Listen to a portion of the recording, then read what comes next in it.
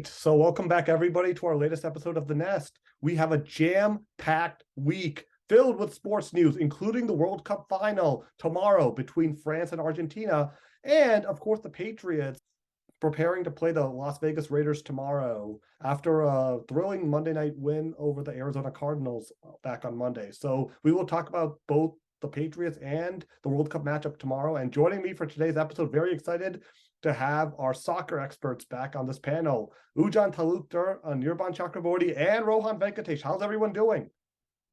From football to football, it's been a great week. Yeah, I'm excited to be here. Lots to talk about. And just really quickly about the Pats-Cardinals game, sending my best wishes to Kyler Murray on a really unfortunate injury. And I just, wishing him the best in the speedy and complete recovery. Yeah, I'm good. Can't wait for the World Cup final. Been waiting more than 4 years, of course, with the winter tournament. But it's going to be, I'm looking forward to what will hope to be a great game tomorrow.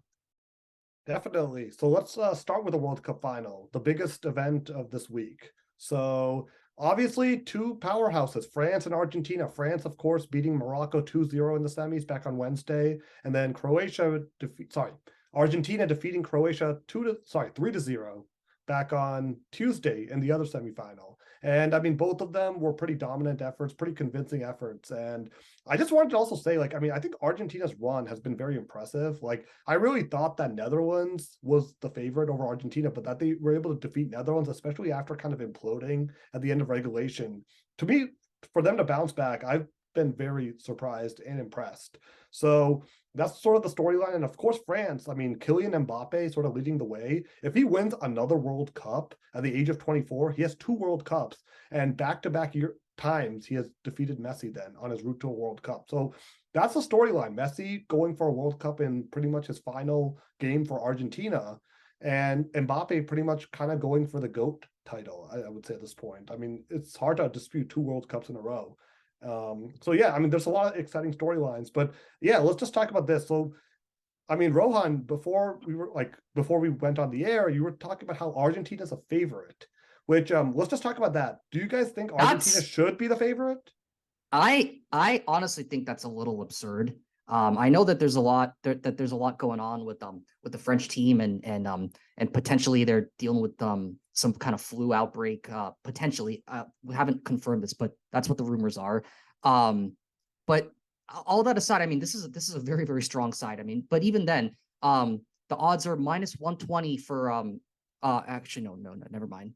It's France are a +100 and Argentina is a -125. So it's not that much of a skewed betting market, but it is Argentina are the slight favorites, and the over under. Can I ask you where you're getting those? Can I ask you where those odds are coming from? So these odds are coming from CBS Sports. Interesting. Okay. So that's where this is coming from. Of course, there are a bunch of other odds on what's going to happen in 90 minutes. But if you just purely look up the odds on who's going to lift that trophy tomorrow, -125 Argentina, +100 France, and the over/under is 2.5 goals. And it looks like the spread was half. so what that kind of tells me is that sentiment isn't really strong in one direction or the other, but it is slightly favoring Argentina. Which I guess it's slightly understandable. I know the big storyline is that this is the last dance for Messi. It's a swan song, but it's not just a last World Cup appearance for him. It's very likely the last appearance for Angel Di Maria as well, who's made several appearances for Argentina, and I've seen him play a lot in the Premier League, and he's a great player. It would really be something to see them lift that trophy tomorrow. Also, the other storyline is that if Argentina were to win, it would be the first time a non-European team has lifted the trophy since Brazil did it in 2002. So it would be a once in a 20-year occurrence. Of course, Argentina made it to the final in 2014 and then lost to Germany. But of course, on the flip side, right, for France, if they are to win, the big storyline is that the young guys got it done again, and it would be the first repeat champ since England did it in the 60s. So lots of storylines here, no matter how you slice and dice and how you look at it. It's not England. England only has 1 World Cup. I think you're talking about Brazil. In 58. Oh, sorry. Yeah. My apologies.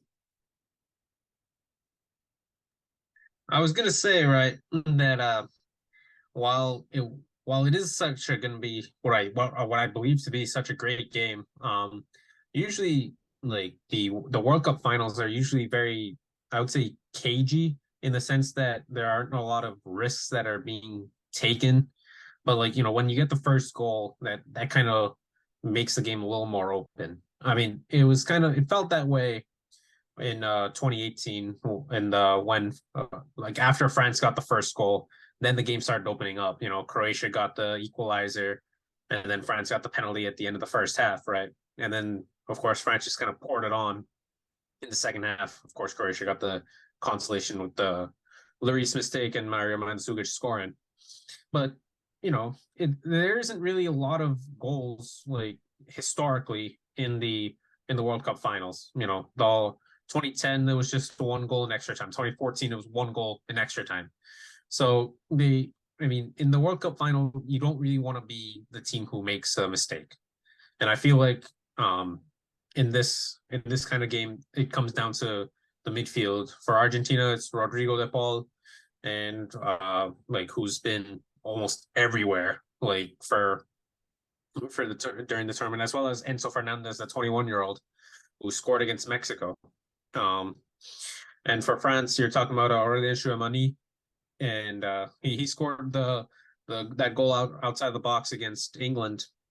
So it amazes me that Chouamani, we're talking about Chouamani France have lost Pogba and Conte, who were the two holding midfielders from 4 years ago. It just shows the depth that the French national team have.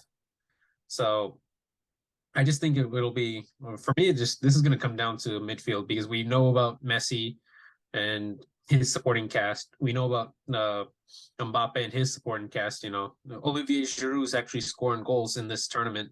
He didn't score a single goal in the last tournament. Yeah, this might be his last tournament too, considering how old he is.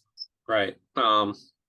So, but like I said, this comes down to who wins the midfield battle, at least in my opinion.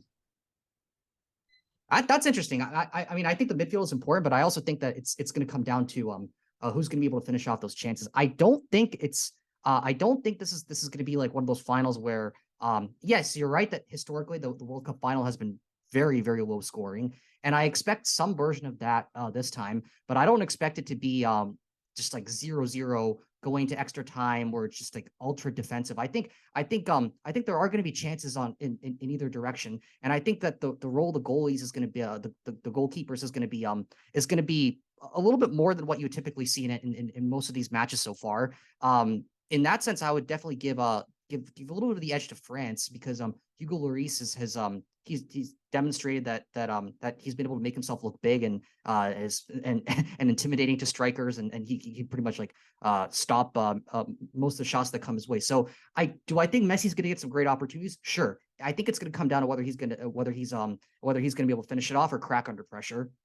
But the thing is, I will also say that France's defense has looked quite shaky during the entire tournament. They've allowed a goal in every single game except for the Morocco game in the semifinal. But even then, Hugo Lloris had to make important saves during that game. So, I mean, while you can say, okay, they allowed a penalty against Poland at the end of the game where it didn't matter so much, but it's still a goal conceded. And I don't really want to read into the game against Tunisia so much, because they were playing second string guys, considering France already qualified. And that's kind of my point as well. But because of the one match that France has lost, it was against Tunisia when they weren't playing their best team. However, for Argentina, their one loss was in the opener when they were playing their best team, and that loss was to Saudi Arabia, one of the bottom ranked teams in the world. So yes, you could say that Argentina has managed to come back, learn from that setback. Of course, they almost collapsed against the Netherlands, and somehow recovered from that. But this team looks vulnerable. This is a great team, but it looks vulnerable. So that's something I'd be watching for in the final. Yeah, so far we've seen, at least on the French side, like multiple pretty high profile mistakes. There were a couple against England, for example, conceding a free kick to Marcus Rashford late in the game that came so agonizingly close to going in. But when I think about it, I think what France has kind of shown over the last two games, particularly against England and Morocco, is that it doesn't necessarily have to be like the better team for all 90 minutes. It just has to capitalize on its chances. And when you watch the game against England, Didier Deschamps, their manager, was actually quite unhappy with their performance, and quite so against Morocco as well, because kind of to your point, there were a lot of really silly mistakes happening where they gave the Moroccan players literally the ball right in the French penalty box, and they couldn't convert it. But the point is, France against Morocco, they got ahead in the 5th minute because of Theo Hernandez's goal coming in for his brother Lucas. So it's kind of I kind of get some Real Madrid Champions League final impressions from France this tournament, where they're coming against teams that maybe could say, oh, on aggregate over 90 minutes, we generated better chances, we were a better team. But at the end of the day, France has been really good at just getting the goals when it counts, and sometimes getting a little bit lucky, but also I think that's tournament experience. And another thing I do want to mention in this game is that this time when we look at who's alongside Messi, he has Julian Alvarez right up front, forward from Manchester City, and he has, I believe, 4 goals in this tournament, including a brace against Croatia. One, of course, coming from Messi's ridiculous run right past the Dutch defense, Virgil van Dijk. And to me, I think that's one thing that's been really different. I think Messi's definitely looked really invigorated just in general in the last several years playing on Argentina's national team. And I think there is a difference there compared to maybe last time in 2014 when he was playing with Gonzalo Higuain, who of course had a really crucial miss against Manuel Neuer one-on-one in the final. And I could be and Higuain also later had some other challenges in the Copa finals as well. So the point is, I feel like Messi seems to have a different mindset with this team. That it is a very different team from the one of 8 years ago, where they just didn't. They kind of made it to the final, but I don't think people were really expecting them to win over Germany. Here, they have a really talented young players like John talked about. Versus on the French team, they're also very dangerous. I think Olivier Giroud is one of the most underrated strikers in the world when it comes to the specific skills that he brings to the team.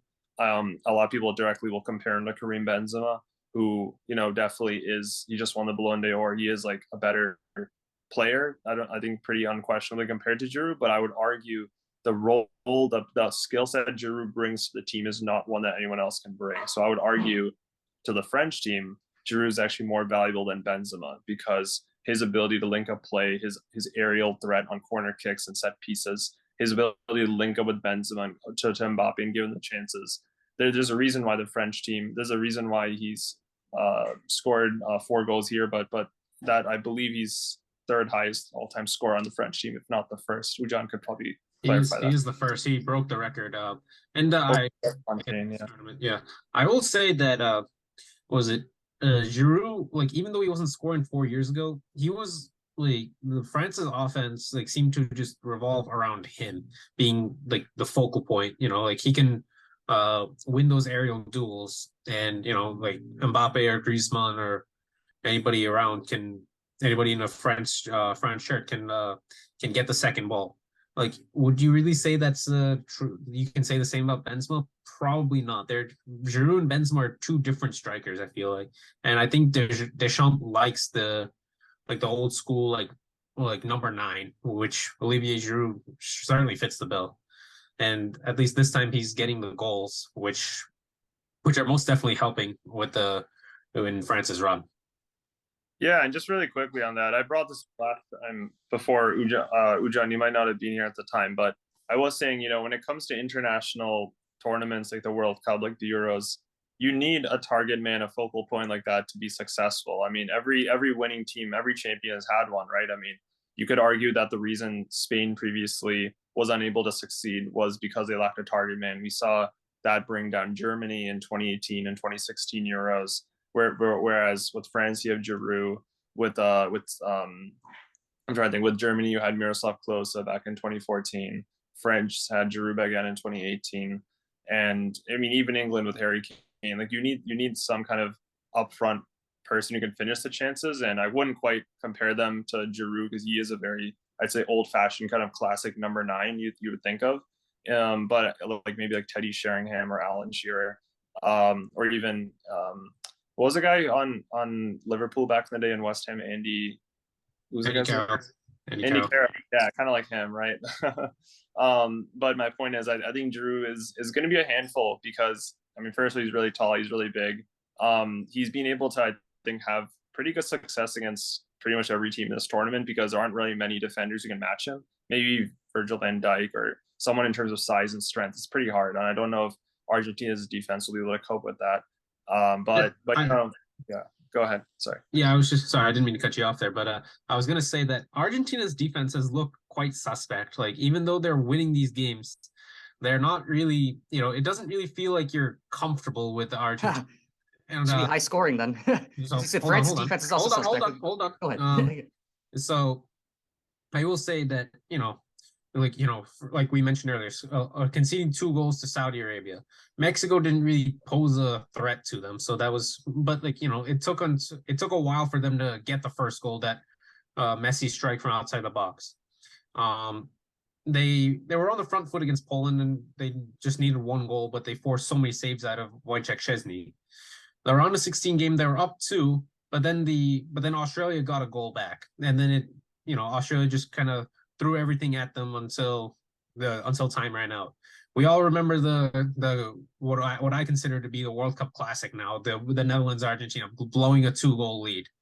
Wout Weghorst getting the 2 goals late on, and of course getting the thing with Croatia was they tried to sit back in the semifinal, but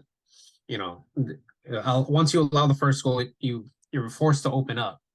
And I think while Julian Alvarez had that great run for that second goal, and I will say that there was some suspect defending. I felt like that goal could have been prevented. I mean, it's just they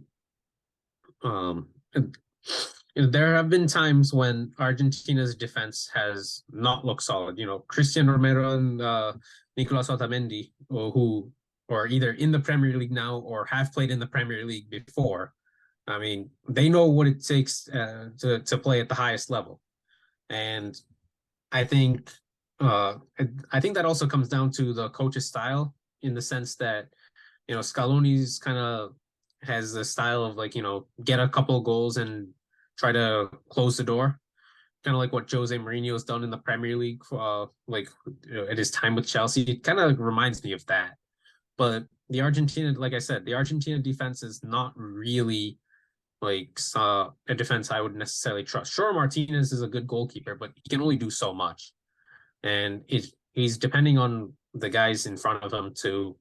Wow, comparing to Jose Mourinho. I mean, if you so think, is he just gonna park the bus the whole game? I'm not saying he's gonna park the bus.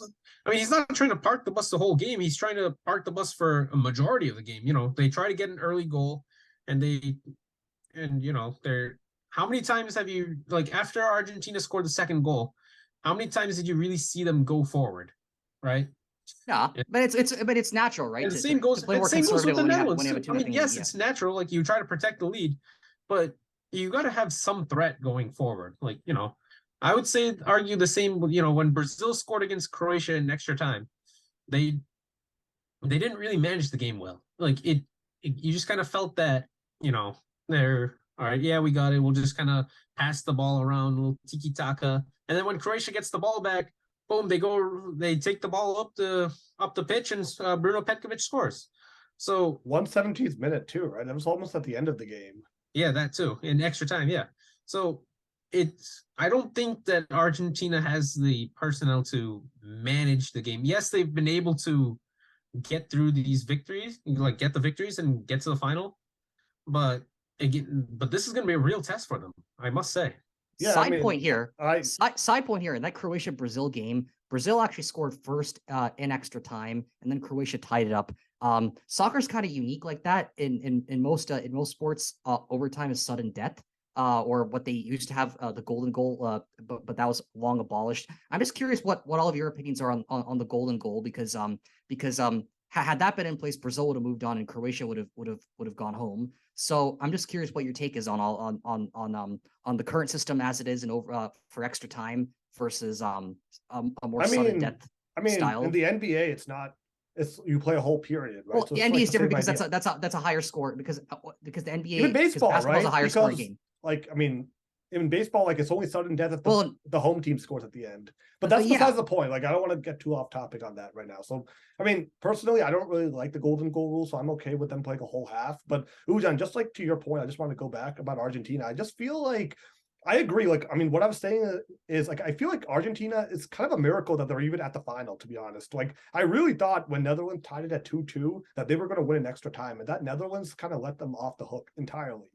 So I really feel like parking the bus, that strategy is not going to work against France at all. They scored in the first, like France's offense is way too potent to park the bus.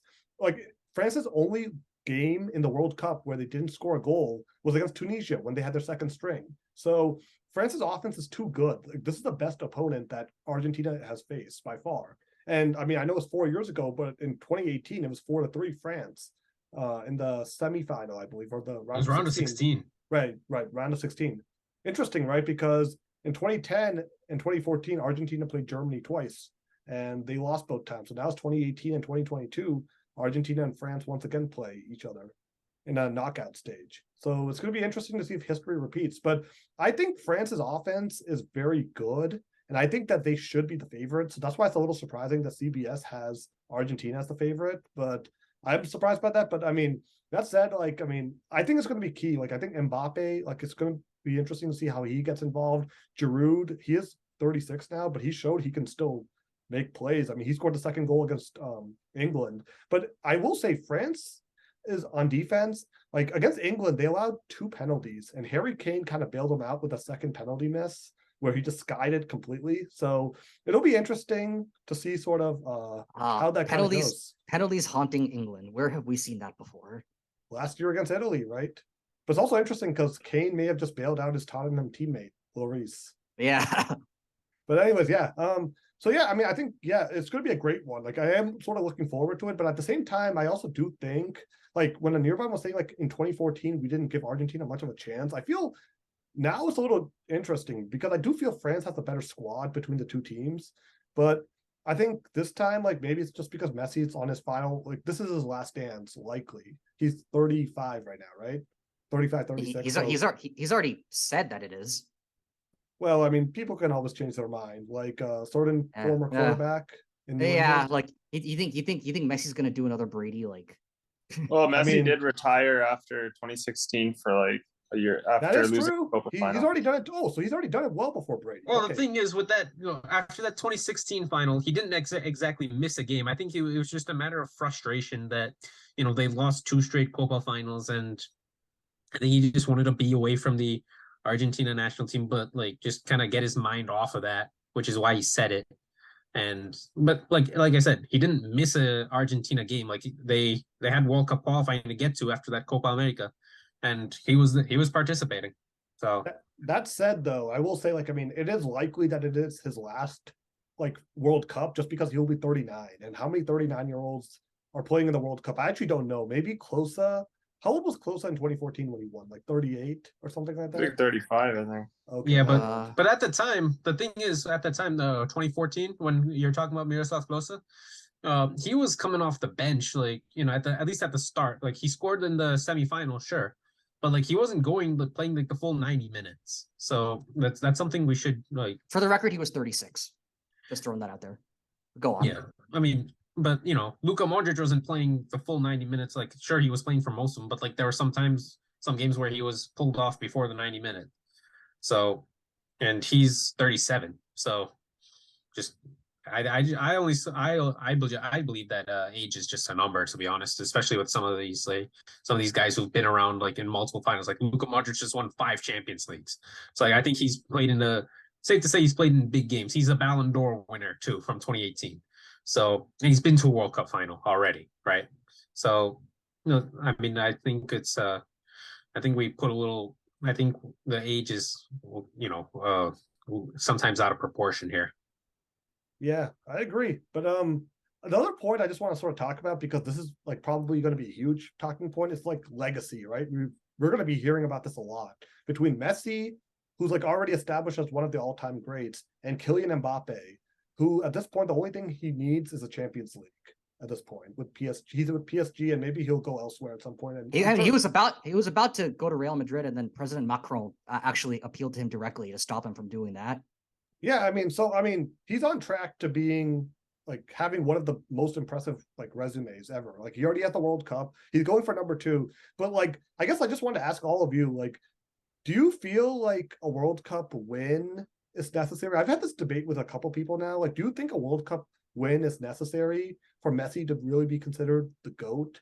Or do you think it's like an arbitrary Well, thing? if he does, that might give him a huge legacy edge over Cristiano Ronaldo, because in club soccer, I mean, they're pretty much head to head, but Ronaldo's the slight favorite in terms of overall sentiment and who's slightly better. I think the trophies, they're about head to head, domestic trophies, domestic league trophies, domestic cups, etc. I don't know the exact numbers, but I mean, Ronaldo's widely regarded as the best player in the world, and if Messi can do that, can get a World Cup and claim that over Ronaldo, I think that boosts Messi's case for being the best player in the world. It's just one of those things to add to your resume. The thing with me, right, is it comes when you talk about like, best player in the world, like you're talking about like, I mean, there's so many generations have gone by, and unfortunately, I mean, we never got to see the likes of Pele and Maradona. We're far too young, but we've been blessed with, Messi and Ronaldo, right? I would say that I think it's just like in terms of generational, I think Messi will have the edge over Ronaldo. Though that being said, while Messi has won several leagues, like La Ligas with Barcelona, Cristiano's done it in different countries. He's won the Premier League. He's won La Liga. He's I don't think he might have won Serie A with Juventus, but only one. But he's won Champions League just like Messi has. But right now, I mean, he's won the Euros with Portugal, and Messi won the Copa America with Argentina, right? So I think in terms of international trophies, it's 1-1 right now. But Messi getting the World Cup pretty much, I think it would seal the deal, at least in terms of this generation. Then after Messi and Ronaldo, it could potentially, I'm saying potentially, be Erling Haaland versus Kylian Mbappe. So depending on how Norway do, I mean, but that's of course a topic for another day. So I think in terms of this generation, I think this is Messi's. It's kind of a feeling of like the previous generation, like that we've been used to seeing for the last 10 years versus the up and coming, Messi and Mbappe respectively. It, like I said, it feels like it, Mbappe is just 23. I see like Mahomes and Brady. I kind of see it like that. Yeah, it's sort of like that, right? But we're not going to see it for that much longer, but we should embrace it while we have it. I'll put it that way. I mean, I'm excited to see the next generation, like Mbappe. He's so young, which means that what we're seeing right now, I mean, we're probably easily going to see that for the next 10, 15 years or so. But I do think that for Messi, though, yes, I think there's way more pressure on Argentina than there is on France, because France, they're the defending champions. They already won like recently, and this team is really, really young. So yeah, it always sucks to lose, but I don't think it'll sting that much for France if they do go down. Whereas for Argentina, it would be pretty crushing if for Lionel Messi in his final appearance, he can't deliver for his country. He's delivered for his club several times, but he hasn't been able to deliver for his country, and that's been one of the major criticisms of Messi in his career, and that's going to stay with him if and that's what's going to be remembered if Argentina do go down tomorrow. Well, it also depends on the context a lot. I mean, this is by far Lionel Messi's best World Cup. I mean, he has 5 goals, and I mean, he won the Golden Ball, I guess, like Best Player award in 2014. But I think quite a few people had their raised eyebrows about that. Whether or not that's fair is a different question. But I think this year it's pretty clear. Like Messi's just been one of the best players in the tournament, if not. I mean, it's him and Mbappe. That's really it. So I think this is a different version of him, and I think Argentinian fans, I hope, can maybe appreciate that, and just fans all over the world. and it also depends on the game script, right? Like if it's a game where he has a performance he had against Croatia, where like goal and assist or that kind of thing, and like let's say hypothetically they lose to France 3-2, but Messi has like a goal and assist. I mean, you can't really say he choked. Like he did his job. It's just that they got overpowered, right? So like I think the game that we see also matters a lot there, and that's why when it comes to team sports, it's really, in my opinion, a little perhaps unfair or even really not tremendously logical to base a player's legacy on the outcome of one game in a knockout, where by definition you just have the all the aspects of probability and individual errors that are completely outside his control. If tomorrow Emi Martinez in goal just like randomly drops the ball and like kicks it into his own net, like that's not Messi's fault, right? Like, so I mean, it's like Liverpool in the Champions League against Madrid. Like Karius had that really unfortunate slip up, but I wouldn't say that meant like Sadio Mane choked or something. Like it's everyone has their own job. Okay, yeah, no, definitely. But so let's go to the fun part.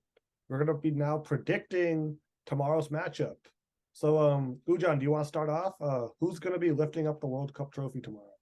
Yeah, I'm gonna, like I said, it's gonna come down to a midfield battle for me. I do believe that both defenses are suspect. The midfield and the striker and the front four for each nation are strong, but like I said, I seriously believe that it'll come down to midfield, and I will also put in their set pieces. So Argentina had that what is it, the end of stoppage time goal to Wout course. It came off a set piece, right? So I mean they haven't necessarily conceded a lot of set piece goals, but they can be susceptible to that. And don't get me wrong, Martinez is a great goalkeeper, but at the same time, so is Hugo Lloris. But Hugo Lloris is prone to mistakes. We saw that in 2018 World Cup final. Yes, France had a 4-1 lead at the time, so it didn't matter too much.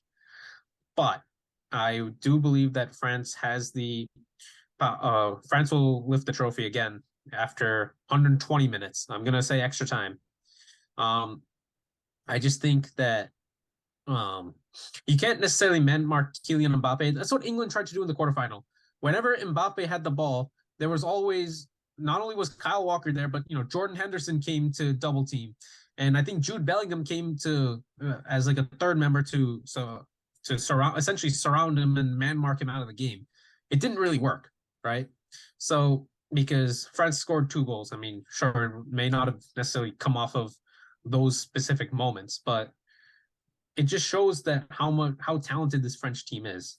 So while I do believe it's going to go to extra time, I do also believe France is going to get what will ultimately be the winning goal, not from Kylian Mbappe, but I'm going to go with a winner from Olivier Giroud, and it'll be 2-1 for France in extra time. I think it's going to be 1-1 after 90 minutes, but I'm going to go with France in penalties. I think it's going to go to penalties.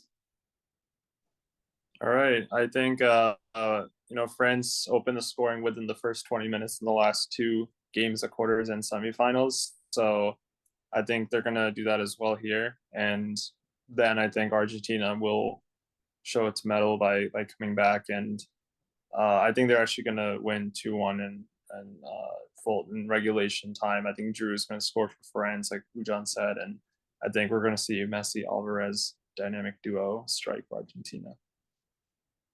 It's a 2-1 Argentina. Okay. Yeah, that's correct. So actually, now I'm curious to hear Amartya's prediction, because usually Ujan's predictions tended to be right, but this tournament he's been wrong. I've of course been wrong a lot, but Amartya was right about the Netherlands-US game. All of us, the rest of us, predicted the US, and you were the one down who turned out to be right. So let me just ask you a question. I'm just going to take a little bit of, we're just going to travel back in time to the year 2006, because I'm getting a sense that France and Argentina are going to go into extra time at 1-1, and they're going to go to penalties at 1-1. And in a repeat of 2006, But this time with Argentina instead of Italy, Argentina is going to beat France in penalties, and Messi's going to make the final penalty. And it's also going to involve Mbappe missing a penalty. And unfortunately, that's going to be the storyline. You're going for full fairy tale ending then. Yeah, Messi's going to hit the game-winning penalty. And are you going to see any headbutts and red cards? Ooh, I don't know. Maybe Giroud can use headers. Hopefully not. I mean, that was pretty heartbreaking because I'm a huge Zidane fan in general. So, but yeah, I'll go with 1-1 Argentina in penalties. Yeah, Argentina wins in penalties. So okay, I guess 2 of us picked Argentina and 2 of us picked France. So that means half of us split decision. That means half of us are guaranteed to be right, regardless. So let's see. Okay, so fun panel. Let's see tomorrow. Regardless, should be a great game. Looking forward to it. Messi and Mbappe, and just should be a great match overall. So yeah, that's going to be our World Cup coverage. So yeah, now let's just talk about the Patriots as well. Wow, kind of a letdown enthusiasm. I just realized we're going from the World Cup to the Patriots. So, but okay, so let's talk. Yeah, tomorrow. Yeah, because tomorrow is actually the Super Bowl that the rest of the world actually cares about, but not America. Yeah. But yeah, let's talk about the Patriots now a little bit. So, obviously, 27-13 win over the Cardinals on Monday night wasn't the prettiest game, but that's kind of the signature of the 2022 Patriots these days. The post-Brady Patriots kind of squeaking by. I love the defense. The defense forced DeAndre Hopkins to fumble, though I don't think DeAndre Hopkins. I don't think that's really the defense. Matthew Judon, man, like that guy's like a beast. Like, but that was Raekwon McMillan who got the fumble, and then Marcus Jones. I mean, continuing to make an impact. I mean, he got the interception off of Colt McCoy. Obviously, the Patriots got a break, and yes, we all do wish Kyler Murray the best from an ACL tear. That's just a horrible injury for someone to just go through, and we hope he comes back fully healthy next season. It's very unfortunate. The Patriots. With Colt McCoy, it kind of went as predictably as you'd expect against a Bill Belichick defense. McCoy was pretty much flustered. Defense got a couple takeaways and just kind of controlled the game.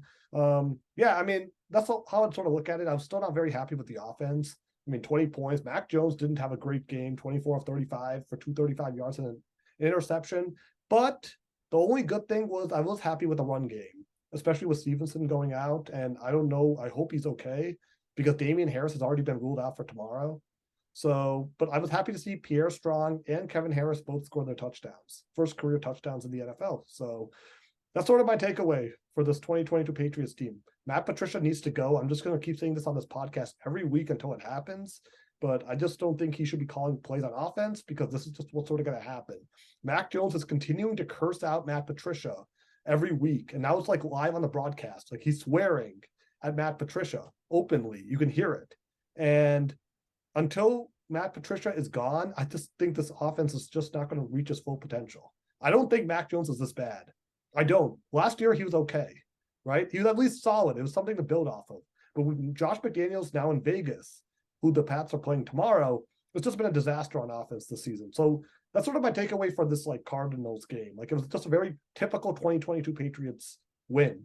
Could that be why the Raiders are slightly favored tomorrow against the Patriots, despite the fact that the Raiders are 5-8? Well, consider this as well. Bill Belichick is 6-10 against his basically his former coaching tree people. Like those who are part of the Belichick coaching tree, if you But even more, just one more thing on that statistic. He is 5-1 against Bill O'Brien, the former Texans coach. That means he is 1-9 against everyone else. And I think that other person might be Eric Mangini, who was with the Jets. So maybe that actually isn't correct. 1-9. That doesn't actually sound right then, because he's definitely played Mangini a few times over the years. To be fair, those are also pretty good teams. We're talking about the Dolphins and the Titans back when the Titans were smashing it up in the AFC. So, a bit of caveat there. He was, to his credit, going against some pretty well coached teams like Vrabel, and Vrabel will have. I don't think Vrabel counts actually in that list, because Vrabel wasn't a direct coaching tree member. He was a player. So which ones are you? I guess Brian Flores would count. Yeah, to be honest, that statistic is something I heard, so I don't actually know if it's entirely true or not. So but it does add up. Matt Patricia, he has actually played he actually has faced Josh McDaniels before in 2009 when McDaniels was the Broncos coach. Patriots actually lost that game in Denver in 2009 in overtime, long time ago. But like the thing is, he's faced McDaniels. He lost to Patricia in 2018 when Patricia was the Lions head coach. That was a pretty horrible Sunday night matchup. So it's happened before, but I mean, I think the key for this is sort of just going to be this. But yeah, before we move on to the Raiders, let's just talk about, I don't know, what were your thoughts on the Monday night win? Same old Patriots. It's a dirty win, but a win nonetheless. Okay, all of us have the same sentiment. Same old Patriots. Yeah. Right? Well, I will say one thing, right? Last year when we had Mac Jones, we thought, oh wow, this offense is great. But I think it was blown. But now we're sitting here wondering what happened to Mac Jones, of course, with the different play calling, right? But if you take the comparison to 2020 and 2021, I hate to bring back bad memories, but Cam Newton was not good, and we all know that. But Mac Jones had the same offense, well, more or less, right? And we thought, oh my goodness, Mac Jones was good. Like we're the number one seed, like going into the bye week, right? And then of course things fell apart. But there was a stretch in time when we believed in that. Okay, Mac Jones is good, but I think that of course we all know that Matt Patricia is not a great play caller, and I'm with Martin that he's got to go after the season. But the question, whoever comes in, if I'm presuming he'll be much better than Matt Patricia, and it'll probably be back to the 2021 Patriots where the offense looks good, and then but even though it's like let's just say hypothetically, I don't know, put anybody, we can put anybody. Let's say Bill O'Brien, just for example's sake. Don't get my hopes up. Oh, hold on, Bill O'Brien was never a top 10, like had an offense in the top 10 in the league when he was coach of the Texans, right? But I will say that if the ranks are much higher, we're gonna think, oh wow, this offense is looking good, but it's in relation to what happened this year, right? I know this is looking ahead, but I hope this is making sense where I'm coming from. So just one thing, last year their offense was actually genuinely very good. They were like the 6th ranked offense last year. So I mean, it's not a stretch to say like they were a really good offense last year. Like this year, like they've definitely fallen off compared to last year. It's not just, I mean, obviously compared to 2020, they're better than they were in 2021. But in 2021, they were like a legitimate, like you could say, top 6 offense scoring wise. Like, I mean, obviously there were some games where they just blew the doors out of teams like the Jets, Jaguars, the Browns. They scored over 40 points. But like, I don't know, like they actually genuinely had a great offense last year. They haven't really had that this year, except for the 2 games which Bailey Zappi started, which were kind of against, I guess, I don't know. The Lions actually look solid now all of a sudden. And then Cleveland, and they blew Cleveland out in Ohio. So yeah, and those are the 2 Zappi starts actually, which is kind of interesting. But it's but going back to last night, I wasn't very impressed. Well, I mean, there's not really much else to say. I mean, sure, I'm happy that Pierre Strong and Kevin Harris had those got in the end zone for the first time in their NFL careers. Congrats to them. Here's to many more. But at the same time, I would like to see, how are we going to get, Kendrick Bourne open? I mean, I felt like Kendrick Bourne was targeted a lot more on Monday night compared to other games, which I suppose is a good sign, but I just don't think it was. I mean, it's not like I said, this is not the 2021 Patriots. So that's just one thing that I would necessarily note. And of course, Bill Belichick has already said it's too late to change. He's not going to change anything at this point. So we just have to live with it. See how the rest of the season goes. The Patriots are a playoff team right now if the season were to end today. So that's kind of an upgrade. But I don't know how tomorrow's game is going to end up going. But just one thing, Rohan, just very quickly. Just Yeah. Anirban actually has to head out soon. Okay. But in the meantime, he just wants to give his predictions on Okay, sure. matchup. So Anirban, go ahead. Yeah, so just really quickly, I do think Ujan and Rowan both brought up really good points, and as long as we continue with the current offense of a ton of screen passes and very few deep targets. At the same time, we're playing a vulnerable team tomorrow, and I feel like the Patriots defense has been pretty successful against more perhaps middling offenses or sub-average. And Derek Carr has definitely struggled a lot this season. They obviously have Devontae Adams, but he's also been, I think, kind of hit or miss and when he kind of is able to link up with Derek Carr.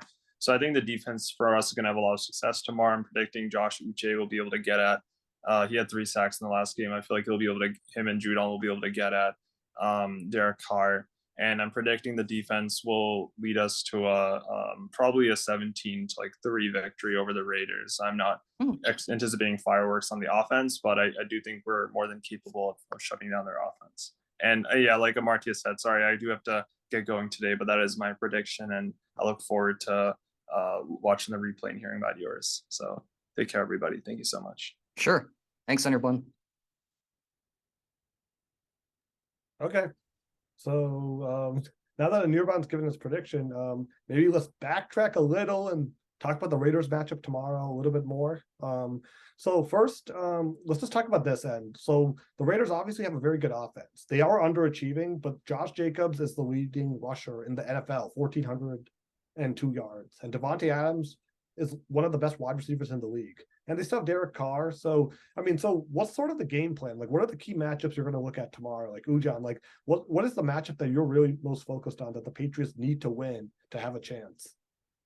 I think it's for me, it's the Patriots offensive line against the defensive line.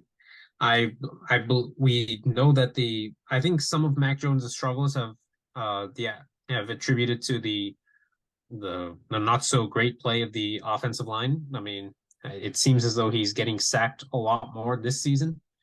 Of course, having injuries and rotation in personnel doesn't help, but it's part of the game. Every team has to deal with that. I'm not really using injuries as an excuse.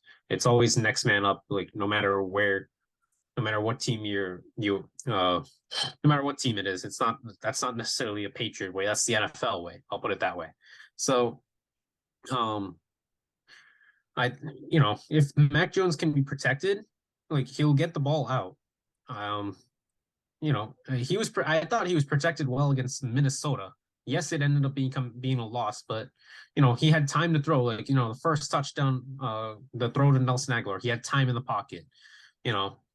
Finding Hunter Henry like multiple times during that game, he was having time in the pocket, like to scan his options, right?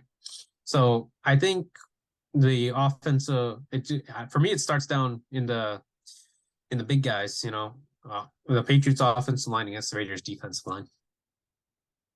I think the keys to the game tomorrow are essentially going to be the Patriots run game, because I feel like because the Raiders have Josh McDaniels, he's pretty familiar with how Mac Jones operates, and I personally feel he could prove me wrong, and I want him to prove me wrong, but I feel like if we tend to throw the ball a lot tomorrow, I think this defense is probably gonna there's a very, very, very high likelihood that the Patriots are going to get picked apart if you try to overuse the passing game.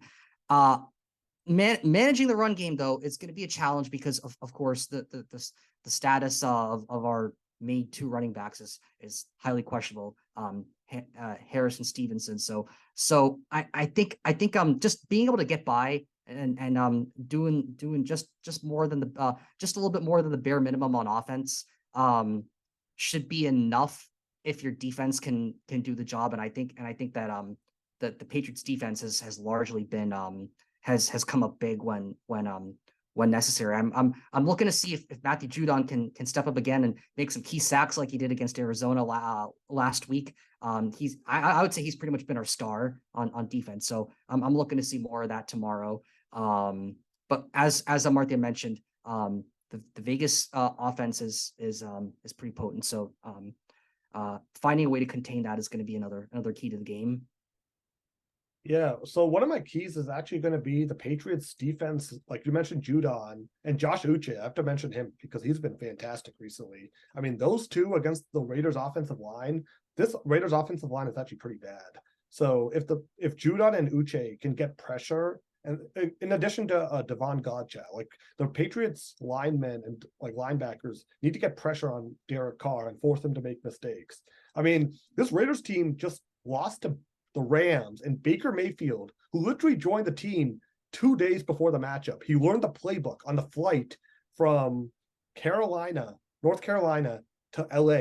In 2 days, Baker Mayfield went from the Panthers to the Rams, and then led a game-winning 98-yard touchdown drive with no timeouts against the Raiders. This Raiders team also lost to the Colts, who had just fired Frank Reich and had just brought in Jeff Saturday, who had zero coaching experience in the NFL. So this Raiders team, for all the talent that they have, they're prone to just mind-baffling losses this season. So the Patriots really should win this game. It's just funny to me, the Saturday and the Baker Mayfield. Like, those are 2 games you should not have lost, but they have. So I will add that they have blown, I think it's them who have blown multiple like double-digit leads this year.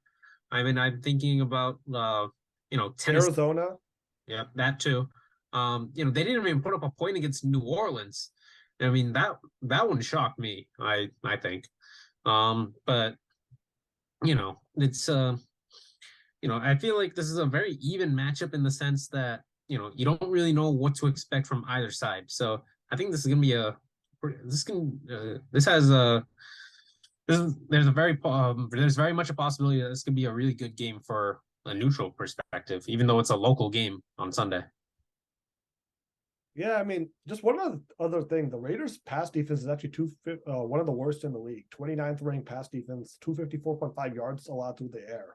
And if Baker Mayfield on 2 days with the team can lead a game-winning drive, I definitely think Mac Jones should be able to get something done against this Raiders defense. So, I mean, expecting games from Kendrick Bourne, Nelson Aguilar, Devontae Parker, I think is still in concussion protocol, so I don't think he's going to be Hunter Henry, Jonnu Smith, maybe. Yeah.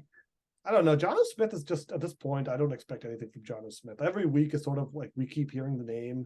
Hunter Henry at least has like been semi-productive. Like last year he was very good. I'm just done with Jonnu Smith, like the hype. I think the Patriots need to move on from him this offseason. I'm just done hearing about him. Like every year, like every game, it's like, oh, don't forget about Jonnu Smith. He'll have one catch, and the announcers will have you noticed when Jonnu Smith gets a catch, the announcers always try to hype him up?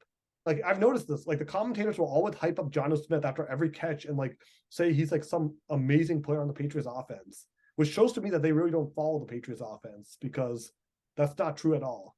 So I'm just, that's just a side note. Like you brought up Jonnu Smith. He's hyped up for that one good season he had in Tennessee. Has to be because of that. It's basically living off of that now for the rest of his career, basically, or at least Patriots tenure. But yeah, I don't know. Like, yeah, I mean, I think the Patriots have enough on offense to make like this a game. But yeah, let's move on to the predictions now a little bit. So who do you think will win today? The Patriots really need this game, so we'll see. I'm gonna go 24-23 Patriots. I think it's going to be a squeaker, and I think it's going to be a lot higher scoring than Anirban mentioned. But somehow, but allowing 20-something points for this defense, it's probably not going to be as their strongest performance, but I think it's going to be just good enough. And honestly, that's really all you can ask for at this point. You can't ask for the best as long as it's good enough, and I think they'll barely be good enough tomorrow. Yeah, I'm with Rohan on this one. I don't necessarily think it. I mean, the offense is going to struggle, but the defense has shown that they can get a takeaway and find the end zone themselves. And I do believe the defense will get another score this game. I'm going to go 23-16 Patriots. Okay. Yeah. I mean, I'm going to go Patriots 20, Raiders 17. Kind of like a low scoring, close game between the two teams. So yeah, Folk will hit the game winner, and the Patriots will move to 8-6. They need this game because the last 3 games are brutal: Cincinnati, Buffalo, and Miami. Or sorry, Cincinnati, Miami, Buffalo. But the same teams, just different order. But yeah, so we'll see. I mean, tomorrow will be a very interesting day. Start the day with the World Cup final, and then we'll move on to NFL. So should be a very fun day. But until then, everyone, enjoy the rest of your week, and we'll be back again next weekend, hopefully, to recap the latest news in sports. Have a good one. Happy holidays, everyone. Merry Christmas, Happy New Year, and peace.